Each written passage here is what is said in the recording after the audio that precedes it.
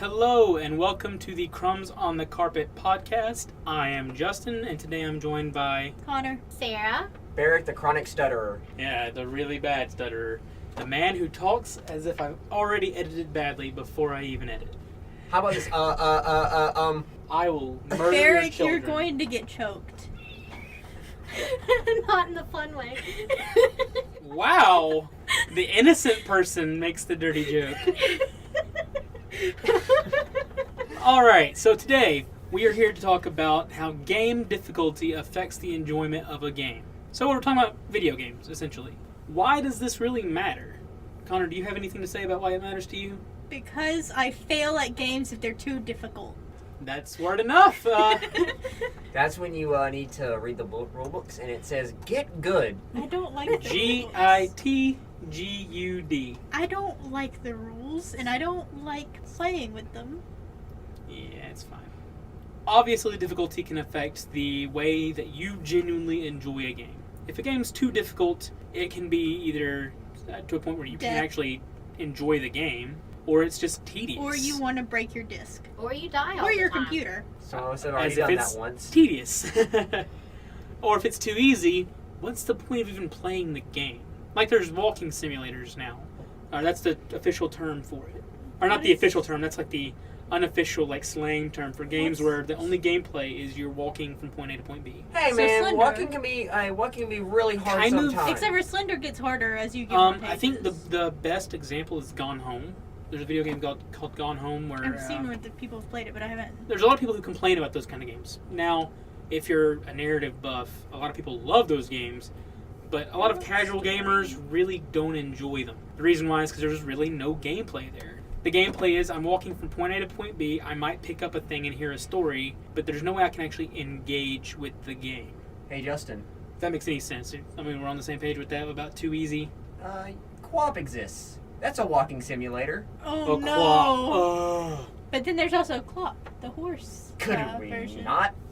So, the reason we're talking about this is because there's a huge controversy a couple months back when Cuphead came out. So if you are not familiar with Cuphead, it's a two-dimensional side-scroller platformer that's basically meant to be a boss fight, like slogfest. So you go from boss to boss to boss to boss to boss. It's a boss rush. It's a platforming from the. There's a lot of platforming, but originally the platforming levels Yes. weren't part of it. It was literally just... The major part of it is all boss fights. This game was known for being notoriously difficult. And the reason why is because it was made for people who enjoy a challenge. But that being said, there's a lot of people that were campaigning to get refunds because they couldn't actually play the game, they couldn't actually enjoy it. And it was kind of a mess for the gaming industry for a little bit. I say mess loosely. Most of the game developers kind of just shrugged and moved on because they got paid. But it was still a problem for the actual community. So long as people can complete the game at a reasonable effort, I consider that's okay. So as a clarification, we're not really going to be talking about the ability to modulate your difficulty level. So if a game has an easy mode, we're not talking about how you can change from hard mode to easy mode to finish a level. Like Devil May Cry with its easy, normal, hard, then Yeah, we're not Dante talking about- must die. We're not talking about difficulty settings. We're talking about how difficulty in general affects your enjoyment of a game. So to start off, Sarah? Yeah, starting off, we're going to talk about approachability, like how approachable a game is based on the way it is made and it's, how the difficulty affects that, the ability to approach it. And the lens I chose to use was actually The Legend of Zelda Breath of the Wild. I got a Switch for Christmas because I wanted to play that so badly, because growing up I played the Zelda a lot. And I found it a lot more approachable than most tutorial starting out games, because the tutorial itself immerses you wholly into the game. There are a few little tips and tricks here and there that they teach you, but for the most part you're already immersed into the world without having to worry about how long is this tutorial going to take me, because that really detracts from the replay value. Can I play this again? I've had many friends play it 2 or 3 times through, and every single time is a different adventure for them, because they don't have to spend 30 minutes on the tutorial. I know Barick recently played Final Fantasy 15, and the tutorial for that was horrifying. No, it was pretty alright. It was long. Yes, Justin. So I love the fact that you use the word immersive, because that's really, in my opinion, how you do a tutorial. Personally, I'm of the opinion that I abhor tutorials. Mainly because, like, generally, I'm the kind of person that if I really like a game, I go back and play it over and over and over and over again. And so the tutorial level, and if it's not skippable, like it just drags on, and it takes away from my enjoyment of the game. I know another game that I've played recently, Nier Automata. The tutorial itself can be somewhat lengthy, but you only have to play through it once. And then you can go through individual chapters and play that way. And there's 3 full playthroughs before you can get all of the story. The tutorial for Resident Evil 7, that's also fairly long. But Yeah. what I was getting at that is it's also immersive. Like, you're starting out in the middle of a mission, life or death situation, where you're being taught these controls at the blink of, a screen scrolling down telling Are you you to talking use about this Nier control. still? Yes. I remember playing that, and like the camera perspective would change seamlessly, but the way it changed made you like instinctively change your control method. Yes. Like, it was so weird how they like triggered that response in the players. Yes. But like, what does that matter for difficulty? Well, to know the tutorial, like, to be able to get through the game and not have to worry about playing through 30 minutes of tutorial, then you don't have to worry as much about... I didn't even finish the Dream Drop Distance because the tutorial bored the hell out of me. Well, that's not about difficulty. Like, my It was reason. that difficult, Well, though. If 'Cause it's you had to too do hard the, if it's too hard to complete the tutorial, then you're not going to probably Yeah. finish the game. So my perspective on that is like, you have to know how to play the game, right? Yeah. Like, you have to, like, I remember, and Connor and I, you and I talked about this before we started recording. In the 90s, video games were the Wild West. To play a game, you have to go pick up the instruction manual out of the box, figure out the controls. Like, and most it of the was time a you didn't want to nightmare. do that. You just played around with the controller until you found a button that worked. Only 90 kids will remember. Yeah, how So- difficult the Lion King game was. So, Or the- Aladdin, too. Ugh. So the whole point of the approachability, though, is making the tutorial to where you still understand how to do this without having to look into that instruction manual. You're not spending hours trying to figure things out or trying to go through things if you already know them. So it doesn't take away from the overall difficulty or detract from the game itself. Anyone else have anything to say about approachability? I mean, generally, like, in response to tutorials, depending on, for one, are parts of the tutorial skippable, for example? Well, yeah. But that's not, like, going to affect difficulty. That's just your replayability. True. Like, I just hate it because, like, it takes away from my enjoyment of a game. But at the same time, like, you still But need only to know if how to you're play starting the it game. again. I also, I also hate, in terms of, like, difficulty, the hints, the constant pestering of hints, especially because it's like... Hey, listen! Yes, I hate the, God. like, hand-holding with hints. A lot of them that are repeated, because I'm Well, like... I mean, Undertale, they gave you multiple hints. Well, at the same time, like, so that makes a game too easy when they're constantly telling you what to do. I think my favorite use of hints as a form of a tutorial was in Shadow of the Colossus. Each time you killed a Colossus, so this is basically the Cuphead of, 2004, I think it was. Yeah. Like, it was a boss rush game. After you beat a boss, you go back to your base, and you're basically told this, like, really convoluted story. Or not convoluted story, this, like, weird poem line. Tell you where your next boss was. And, like, you go to it, and occasionally, if it takes you too long to figure it out, Dorman, the main... It's hard to explain what Dorman is, but the main guy... The main narrative outlet, yeah. He's your bro. He'll be like, look for the thing in the level. Like, he'll tell you where to go, essentially. And Hey, like, idiot, look over there. But it would take forever for him to do that. Like, it wouldn't actually just instantly be like, hey, hit him in the head. His head is his weak point. It would take him a second. I mean, in Legend of Zelda, they have the obvious weakness. Yeah, the big glowing, anything big glowing in red. So, moving on from that, Yeah. I'd like to discuss, like, mechanics. Like, for example, does it add or detract from it? Does it just... So how complicated the game can be. Yes, how Yeah. complicated can the game be? What can be added or subtracted to make it much more enjoyable or much more of a slogfest? The one thing I hate about mechanics-wise is if they add more mechanics that are specifically made to slow down the gameplay. Examples of this would be either like oh, in order to kill this guy, you need to like build up some kind of rage meter or something. Like, I have this game where they have these challenges, and you have to completely just keep getting, like, tokens or keep getting what they call lady points or something to just be able to pass through it. And I do not want to know what this game is if you have to get lady points. It's Mystic to be, Messenger no, or it's to something. be, it's to judge how ladylike you are. This sounds like an Weird. awful game. It's very weird. It's But the thing is that you have to keep grinding to be able to do anything. The checkpoints are horrible. I can make a Yeah. joke about this, but I'm not. I'm above this. You mean about being ladylike and grinding? So you'd really win this game, right? Yes, I would actually. I have And very I feel bad effeminate now. hips. Like I feel really bad now because it's toxic masculinity and I hate that. I have very effeminate We're not hips, and talking I'm about proud hips. of it. Okay. It's how you dress and how nice you can be. Mainly if you dress better than You everybody have- else. That man has effeminate hips. Ah, that's the one thing I'm self-conscious about. Anyways, And then- but like for example, some mechanics are necessary just to make it easier. Dark Souls, for example, and rolling for iframes or parrying. Yeah. Cause some attacks are literally made to lock in on your character, and you need these iframes, or else, all right, you're gonna take this damage if you don't have the health for it. All right, hello, redo, and it would make the game a lot more of a slogfest. It'd make the game a lot more tedious, and it would slow down. It wouldn't make it any more difficult. I mean, yes, it would make it a lot more difficult actually, but it would be tedious difficult. Another thing, meanwhile, in another game that I've been recently playing, Final Fantasy 15, they have the same thing where you can block and parry. However, if you're facing multiple enemies and you are in the middle of this parry animation, you will get smacked.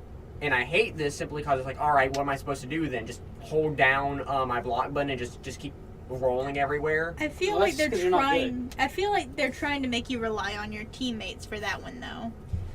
The issue is that when there's like 7 enemies around you, it's kind of a matter of, it's either you block and then you... 'cause They it- also wanted to make it realistic, and you can't have iframes in real life now, can you? Watch me.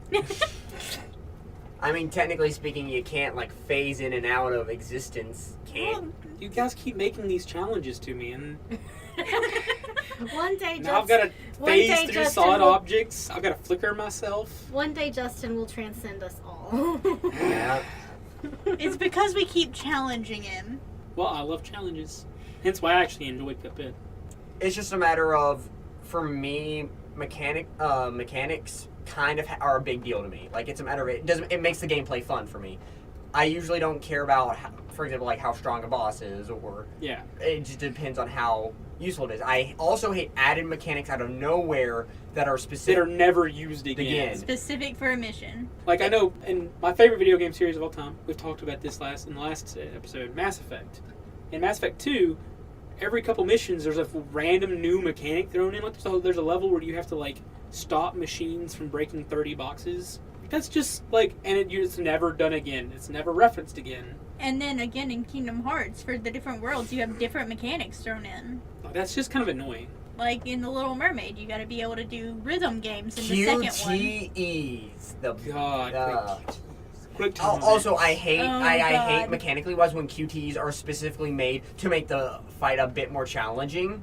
Yeah. Honey, almost every fight in Bayonetta is just quick time events. Oh, speaking of which, speaking of mechanics, God of War, I love the fact that the more like skillful you play, the more like fast paced the game gets. Cause as you deal damage and you don't take damage, your rage meter builds up, which is pretty much your ult for in God of War Yeah. 4. I'm just and getting I love, more and more upset. But I love this simply cause it's like, all right, you're doing well. Guess what? We're gonna speed up this fight. We're gonna help you out, and I like that cause it rewards good gameplay. No, I like that the rewarding of good gameplay to make the game at least feel more like you're progressing. It changes the difficulty, I would say, from It like the game actually modulates its difficulty, which I might jump ahead of you here. One thing that does bug me though is when they want to show you that you're going the right way, but they do it by throwing more swarms of enemies at you. Yeah. we can do that part later. Which I might jump ahead of you here. but All not. right. So I wanted to talk about like the knobs that a game developer has to adjust to make the game easier or more difficult. To get at that, I'm going to talk about more like my favorite video game type is fighting games. Like, I used to love fighting games to the point where, like, no one in this room has legitimately beaten me at a fighting game. Only when you don't know how to play. Hey, But how long does that last? Maxie. I still win 90% of the time. Like, you beat me once when I haven't played in years. In Soul And Calibur you didn't 5. and you didn't even have Keelik. In Well, Soul Calibur. I wasn't using Keelik because that's just not Well, fair he for you wasn't guys. even Keelik's there. my favorite character. No, in of course Soul I'm gonna whoop your butts. In Soul Calibur 5. Remember that? You had Yeah, the, but I don't own Soul Calibur You 5. had I Kiba. know. It was just... Yeah, it's one of those things that, like, fighting games, like, they're so easy to me, but at the same time, when you're talking about the knobs that a developer has to turn, it's the easiest lens to look at them through. Most games in general, or stories in general. So we play a lot of Magic, or at least me and Barick do. And listening to the game developer of Magic, one of the game developers, Mark Rosewater, he's talked about, or he's asked several times, why can't we just have a story moment where everything's kind of peaceful? And it's like, because our game is about conflict.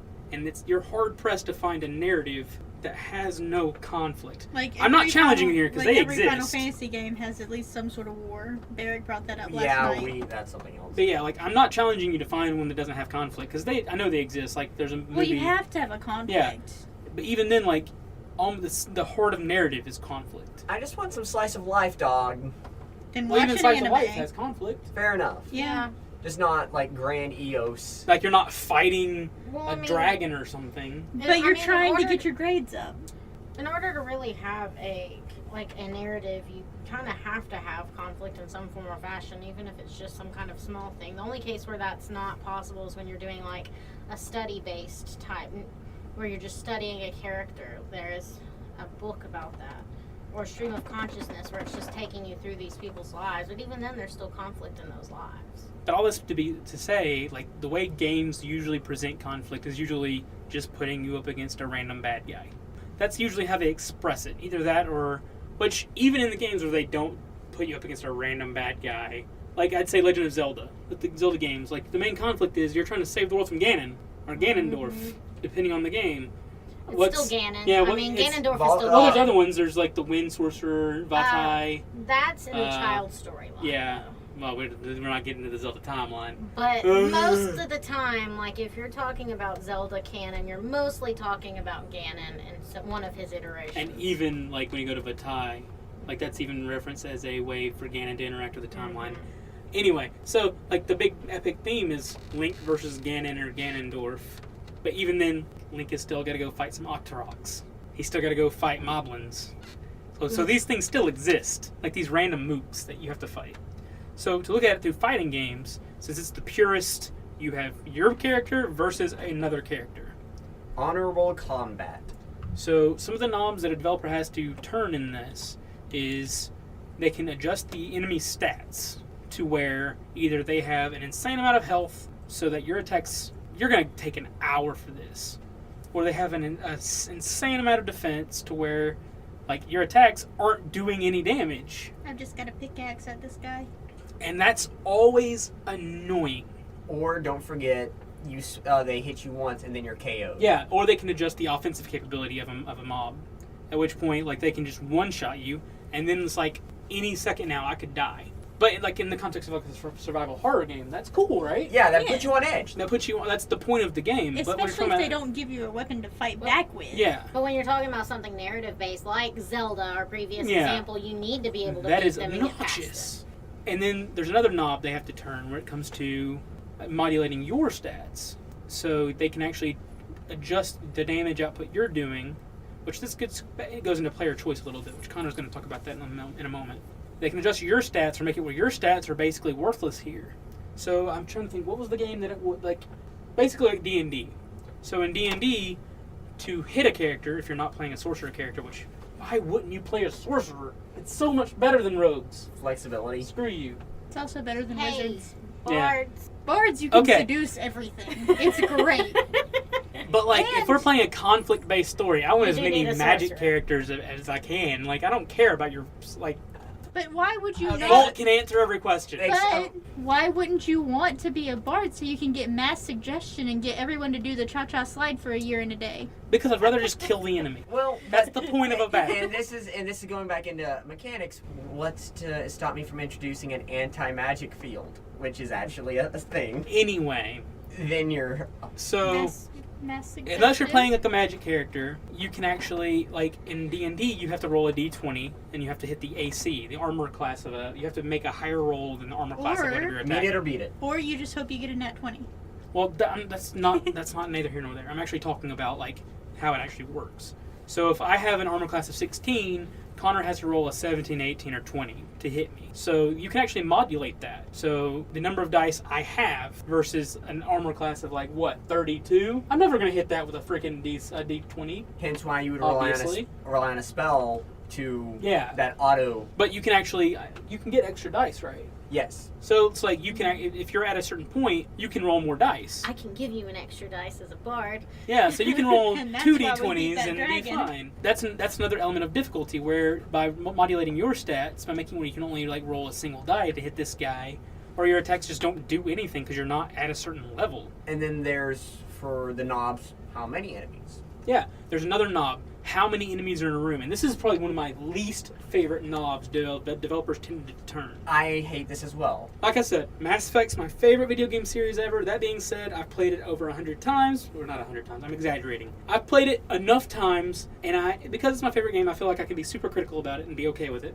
There are rooms in which your only goal is just to, like, I hate the rooms that the door is locked until you kill all of the enemies. And there's a lot of those in Mass Effect. There's a lot of It's games obnoxious. Yeah. Zelda's another example of games that does that several times. Devil May Cry. There's Oh, yeah. There are times when having multiple enemies kind of works, and that's only in like survival games.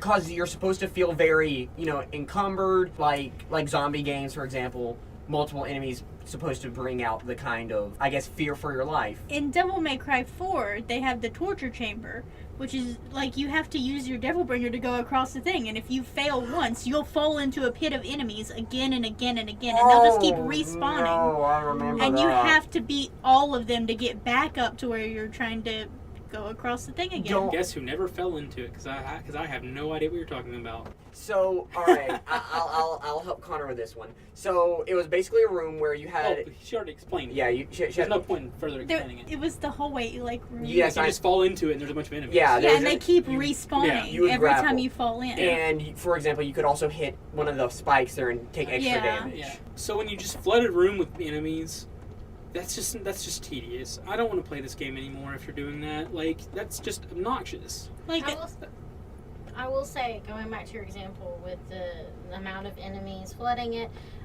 you said like Zelda's bad about doing it. I know with Breath of the Wild, actually most of the dungeons and stuff, there aren't really Yeah. many enemies. And it's out in the open field where you find them, so you can run from them. You can choose not to fight them, and really it doesn't help you to fight them anyways unless you want treasure, because you don't level in that So I'm a bit of a heathen right now. I actually have not played Breath of the Wild. Yes. But, Yeah. But I do like that because it gives you the choice to run. It gives you the choice to not have to fight all the time. Even if there are swarms, you can avoid them. You can you can use stealth and hide from them. You can do all of these different things to where you're only fighting when you want to, rather than when you have to. Except for obviously when you have to fight the bosses. And this is going, by the way, back into turning it into a slugfest. The one thing I hate about multiple enemies crowding a room is the fact that you may, in fighting games or action games, you're going just off on this one guy, and then his 12 other buddies are swarming you, and now you have to do this hit, run, train them, and it's... Well, that's only in like more modern RPGs like Dark Souls. Not RPGs, but action games like Dark Souls. Yeah, but I just hate... Yeah, it's still obnoxious. Like, Yeah. just developers, if you're listening to this, all like 3 people that will, don't do this. This is not an acceptable knob to turn to make it more difficult. don't this is just use this tedious. as a bucket list for your game. Yeah, this is just literally tedious. I said tedious. Like, it's just tedious. I no longer want to play your game because I'm just bored now. Especially, so I'm about to ruin shooters for everyone in this room and everyone that's listening to I this. hate those. I hate them anyways. Well, hang on. So, one of my favorite YouTube groups, as you guys know, Loading Ready Run. I watch their stuff religiously. I love them.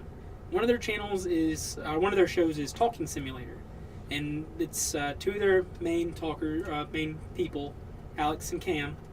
And Cam was playing, I think it was Mass Effect. I think it was either Talking Simulator or one of the other shows, but I know Cam was playing Mass Effect. And I was like, hey, my favorite YouTube group playing one of my favorite games. Cool. I know what you're about to refer to. Yeah.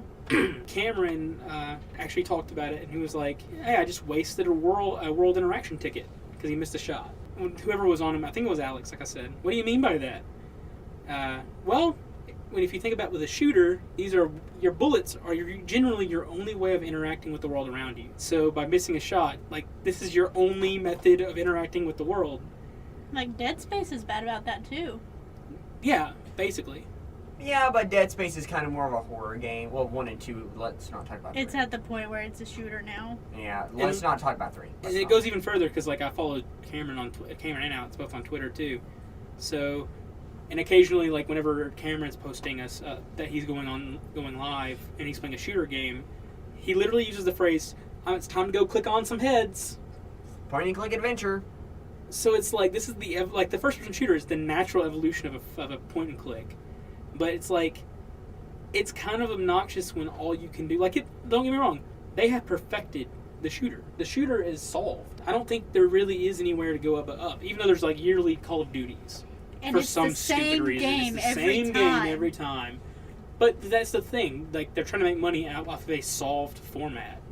And by solved, I mean, like, there's literally no more you can really improve this format. Speaking of shooters, by the way, and this is just I remember this because you said this, BioShock. One of my favorite things is, speaking of it was hard at first. You know, the first, I would say, start of the game, it's fairly difficult. It's more of a survival game. Then as you get on, you start becoming... It might have been BioShock they were playing, not Mass Effect. I think so. It's another one of my favorite game series. So. But as you continue on, you start realizing, hey, I'm kind of overpowered now. This man, he's dead. No, he's gone. And that's kind of like where the... See, actually, that actually kind of made it more fun to me. So the entire game in BioShock, you're taught to, like, fear the big daddies.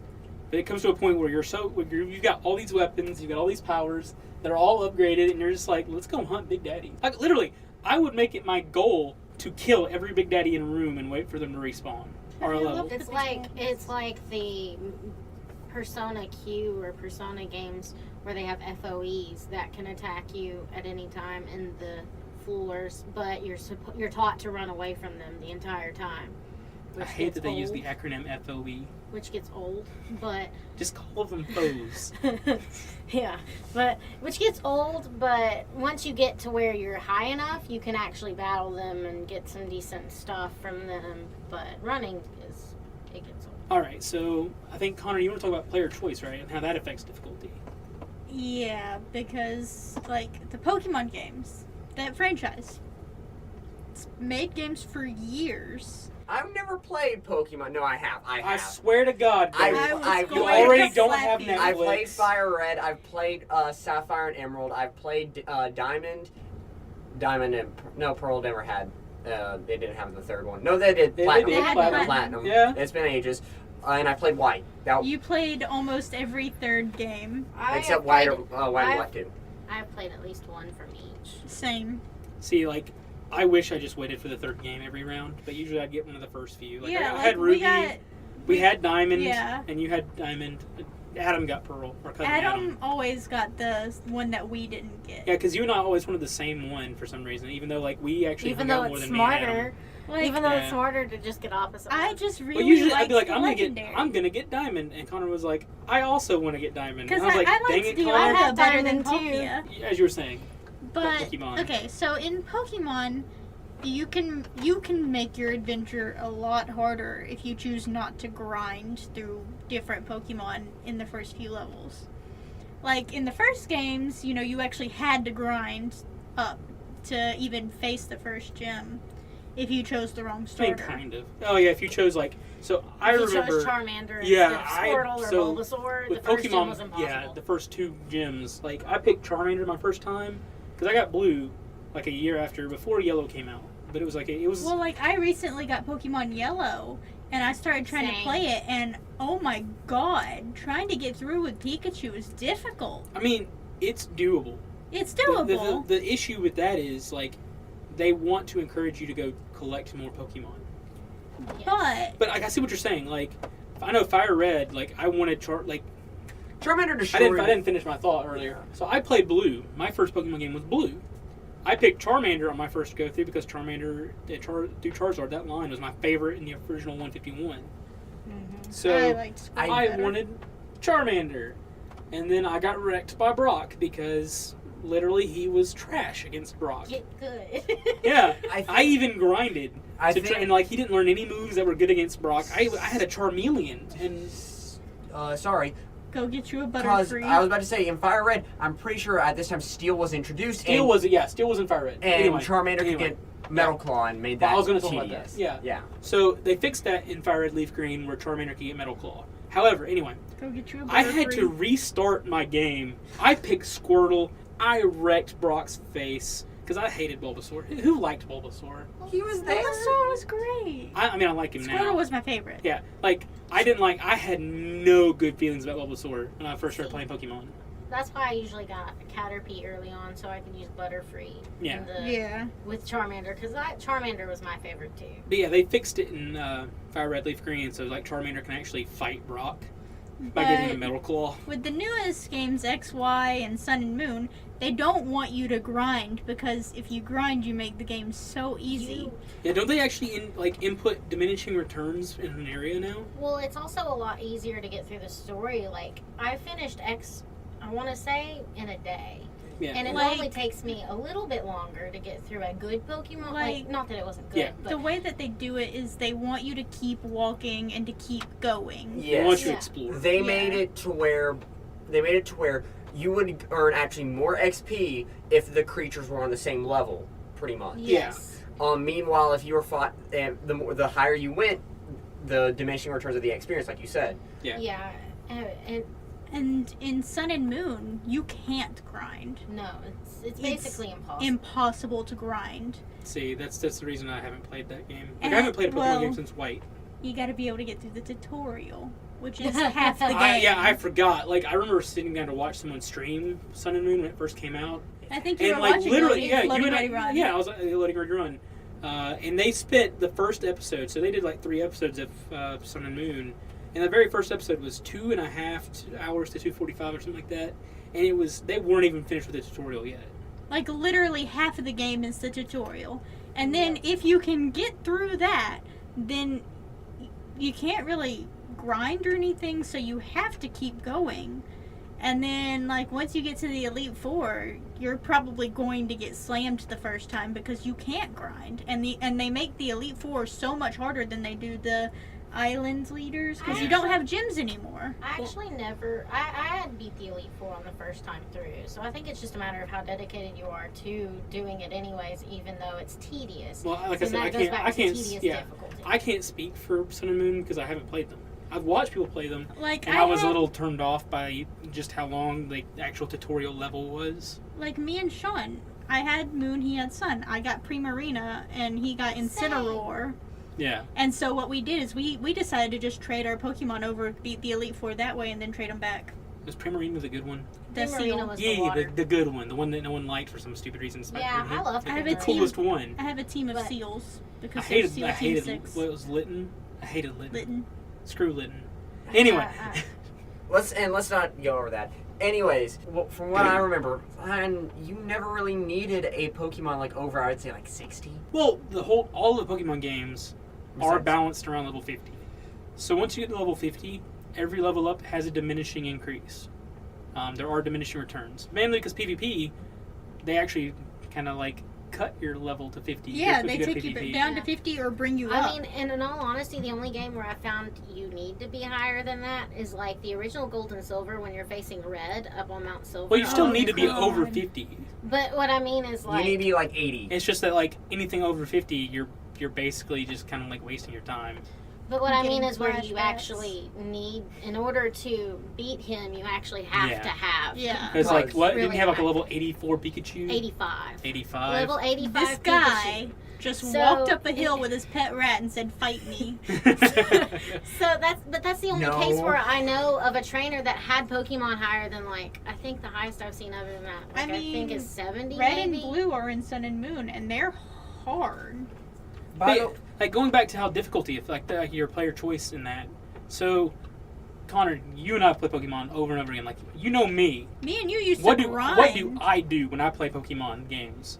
Well, I you literally found sit one in the place, first. Yeah, I and find the you one place grinded with the the whole highest time. spawn rate, and then I would immediately have a tier 3 or a stage 2 Pokemon by the end of it. But you also try to find weather effects that you can.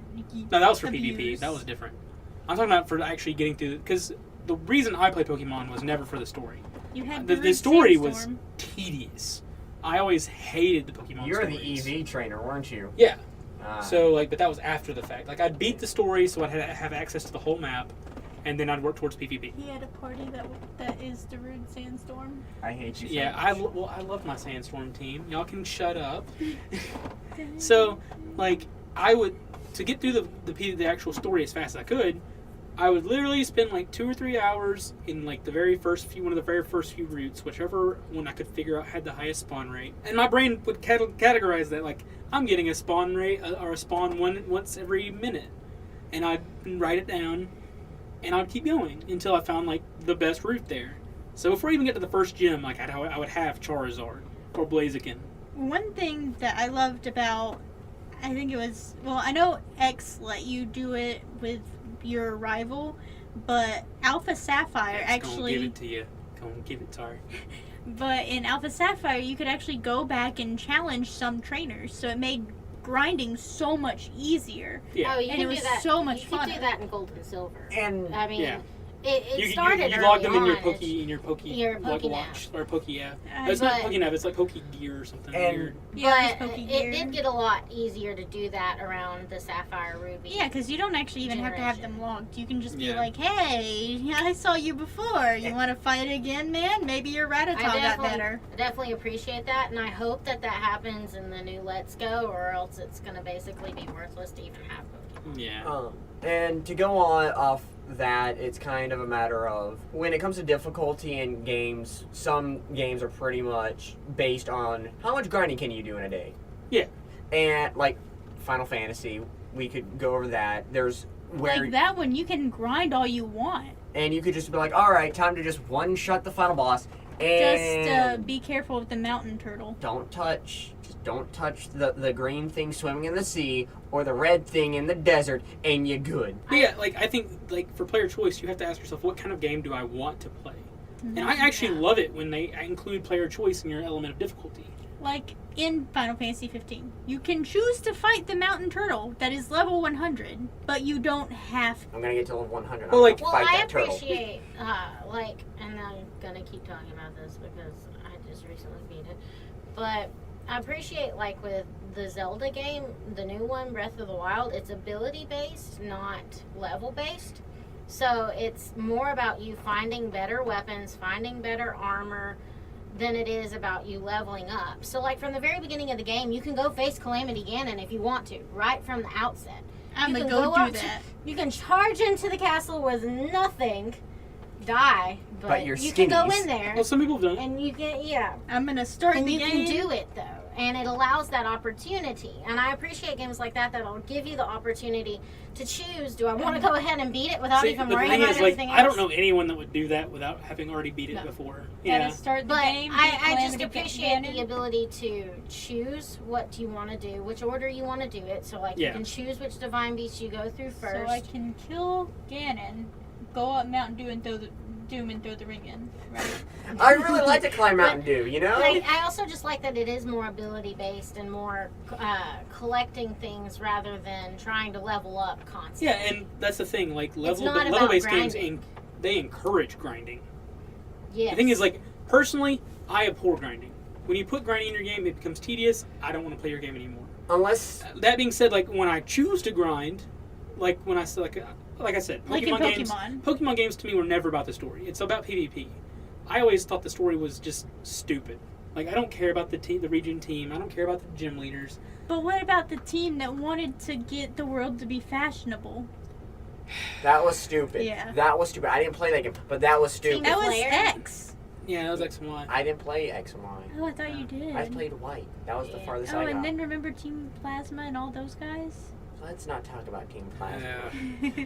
But yeah, like I choose Contemplating when I if you choose were to that grind way. like that, I'm choosing for an easier game so I can get through the entire game so that I can just ignore it and get to PvP, which is what I want to do. Like, I mean- with Pokemon, though, you're also getting the legendaries and stuff as you keep going. Well, legendaries are kind of worthless. Well, And I I like mean, them. They're it's pretty. it's kind of based on, I would say, what your expectation is. Because some games are literally just grind.exe. Like Yeah. one of my favorite games is Warframe, and it's literally go here, collect these resources, kill these bad guys, go back, upgrade your character a little bit. But then again, you're playing as pretty much the equivalency to a child god. There are those people also in Pokemon as well that will grind to get shinies.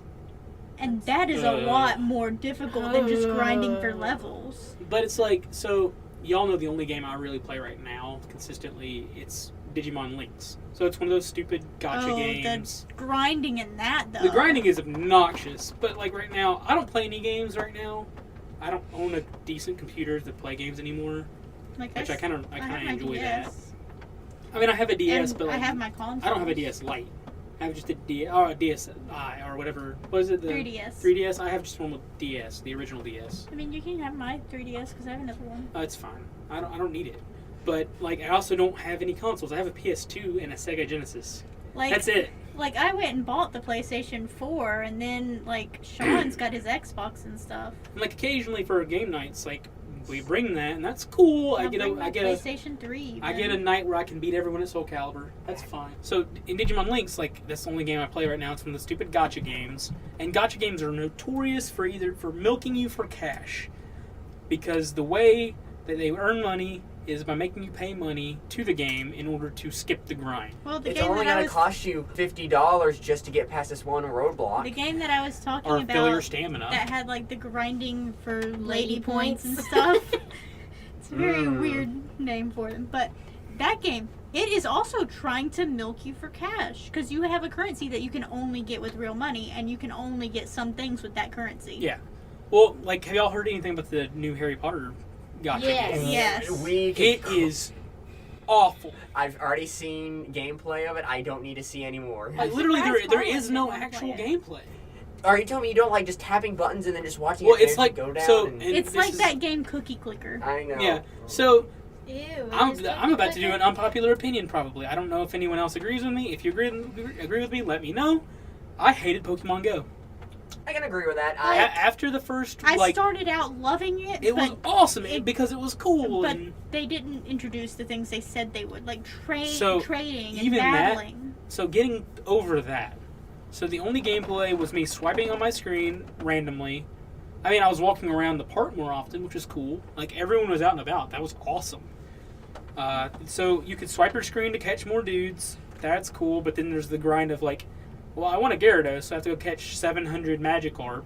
And to get there's no enough. Magikarp in our area. And I have to get an IV 99 because IVs were actually not they're part of the game, but it was kind of secretive. It was weird. It was all hidden. Send them to the Yeah. blender. Which IVs sucked. Like, No, I hate IVs You're in sending them Pokemon. to the grinder to get them grinded Yeah, into they candy. grind the Pokemon into candy, and you feed the candy to their Pokemon. I know, I said blender. Yeah. Grinder, blender, it's the same No, thing. it's not. I want a Pokemon milkshake, okay? And then the PvP was so ridiculously stupid. For one, it wasn't actually PvP.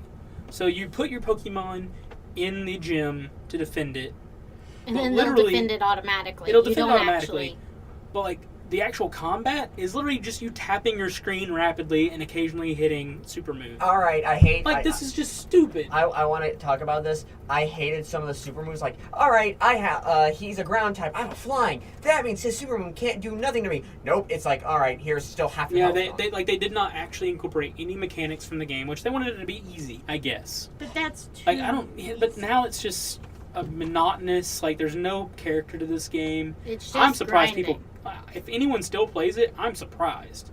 There's still a lot of people that Like, play it. I know that there's still people that play it, but I am so surprised. Like, after so like it came out in Mikey July. picked it up again. Even Well, you also have to live in a like A urban city. or suburban Yeah, and area we don't live in to a really city. like we get a can't lot. do that here. Like, Oh, I went because I was back when I was at UAB. Yeah, you went to UAB. well, when it came out for me, I was out in Denver at the time. Yeah.